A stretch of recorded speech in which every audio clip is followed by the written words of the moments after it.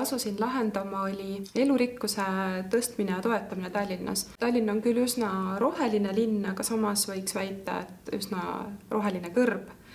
Ja oma töös asusingi siis uurima, et kuidas elurikkust tõsta nii, et linnakeskkonnas oleks hea elada mitte ainult inimestel, vaid ka tolmeldajatel ja teistel eluvormidel.